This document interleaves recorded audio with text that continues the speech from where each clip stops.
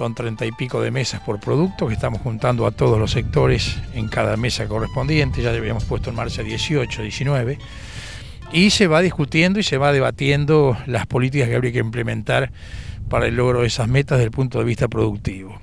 Y el otro eje fundamental que trazó la presidenta para esta segunda etapa es el agregado de valor en origen. Y ahí en su momento el ministro Domínguez me dio la responsabilidad de diseñar un poco la forma de trabajo que nos íbamos a dar, manteniendo la relación con las universidades y las provincias, que la teníamos muy aceitada y muy intensa en la primera etapa del PEA. Bueno, ahí un poco lo que diseñé fue otorgarle, ahí me brotó un poco mi condición de exintendente, darle un rol prioritario a los municipios.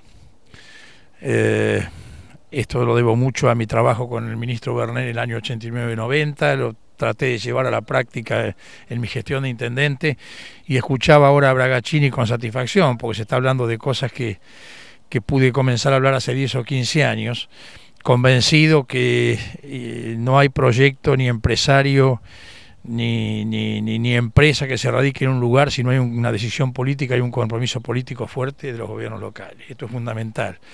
Por eso que la célula en la cual hay que empezar a identificar proyectos de agregado de valor es el municipio.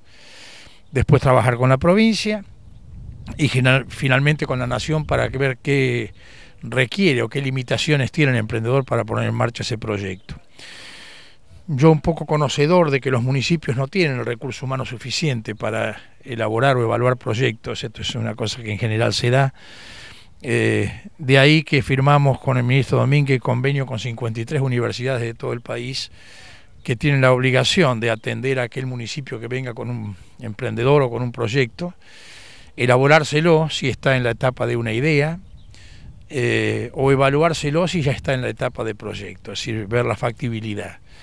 Y si atraviesa la etapa de factibilidad, se convierte en alguna medida en materia prima de la Subsecretaría de Agregado de Valor que creó el ministro Yaguari, que está al frente el ingeniero Solís, que era el subsecretario de Agricultura, que está trabajando arduamente en identificar proyectos y una vez identificados tratar de ver qué requieren esos proyectos para ponerse en marcha. Así que hemos tratado de complementar esta segunda etapa del plan estratégico con la aparición de la nueva Subsecretaría de Agregado de Valor. Inclusive vos que ya estás hablando del ingeniero Solís, bueno, tengo entendido que en esta semana tuvieron una reunión con todo lo que es la mesa avícola sobre todo este tema y las metas del plan estratégico agroalimentario. El trabajo de la mesa avícola corresponde a mi responsabilidad como coordinador del PEA. Exactamente, se reunió creo que antes de ayer. Ayer se reunía por cuarta o quinta vez la mesa de bovinos para carne. Y se vienen reuniendo una o dos por semana. Reunimos la de algodón la semana anterior, la de financiamiento, la de porcinos, biotecnología, frutas finas, frutas tropicales y algunas que seguramente me debo estar olvidando, que se van poniendo en marcha afortunadamente, sí. José Luis, algunos interrogantes tengo, seguramente mucha gente también lo debe estar teniendo, porque hay metas que se va a llegar o que se debería llegar allá por el año 2020, como producir 160 millones de toneladas de granos, exportar 1 millón de toneladas de carne y demás. ¿Hay que cambiar algunas políticas del gobierno nacional o adecuarlas para que pueda llegarse a esos lineamientos, a esos objetivos? Yo creo que seguramente hay que ir haciendo correcciones, hay que ir de pronto promoviendo algunos productos, ir viendo qué evolución tienen los precios internacionales. Por ejemplo, vos lo vas a entender porque entendés de producción.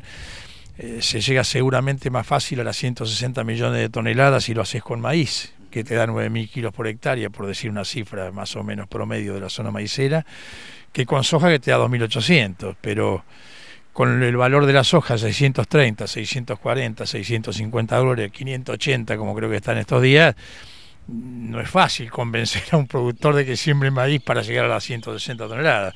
O sea, ahí hay que estar muy atento para ir viendo qué cosas hay que corregir.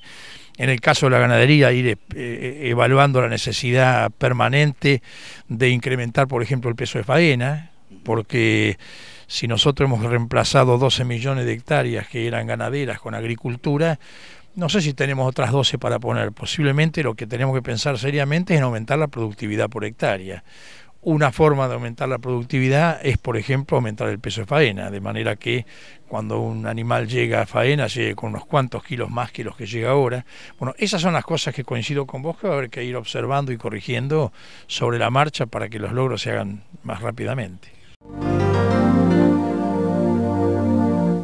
Y ya en la finalización de Panorama Agropecuario, vamos a compartir la segunda parte de la nota que le realizamos al médico veterinario Ricardo Chayer, quien nos habla del manejo del rodeo de cría. En este momento estamos, bueno, ya casi a fines de septiembre. El grueso de la aparición en un servicio estacionado de noviembre, diciembre, enero, ya el grueso de la aparición lo hemos tenido entre agosto y lo que va de septiembre. Nos falta parir la cola, parte del cuerpo y la cola de parición. Y es donde, por cuestiones climáticas, ha sido un año que ha favorecido, o sea, los años húmedos en general favorecen o dan todas las condiciones para que se incremente la incidencia de diarrea neonatal, la diarrea blanca de los terneros, que por ahí en el campo se conoce tanto, que nosotros siempre sugerimos vacunar a los vientres previo al parto.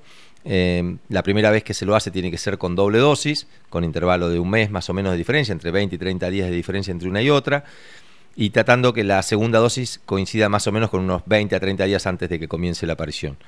Eso desde el punto de vista preventivo. Ya a la vez que empezó la aparición y nos tocó un invierno seco, en general no tenemos mayores problemas de diarrea neonatal, o tenemos menos problemas, no podemos generalizar, pero la mayoría de los casos es así, mientras que cuando tenemos inviernos tan húmedos como este, y ni que hablar cuando hay inundaciones en donde los terneros quedan confinados a lomas, si bien le estamos dando un potrero de 200 hectáreas o de 100 hectáreas, en realidad los terneros están en las poquitas lomitas que quedaron porque el resto está encharcado, y eso hace que obviamente la carga instantánea de esas lomas sea muy elevada y el contagio muchísimo mayor.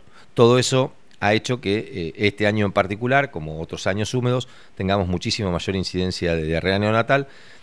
Sugerimos que las recorridas sean diarias, que traten de estar encima, o sea, ya la prevención la teníamos que hacer antes y en muchos casos la hicimos. Ahora tenemos que tratar de apagar el incendio, que es aquel ternero que está con diarrea neonatal, que sea tratado. Hay varios tratamientos para poder realizar, productos veterinarios que en todas las veterinarias se venden, pero el ternero tiene que ser asistido. Yo siempre, cuando hacemos los cursos de capacitación para personal, insistimos muchísimo en que sea cuando nos cuesta agarrar el ternero, es decir, cuando el ternero todavía dispara.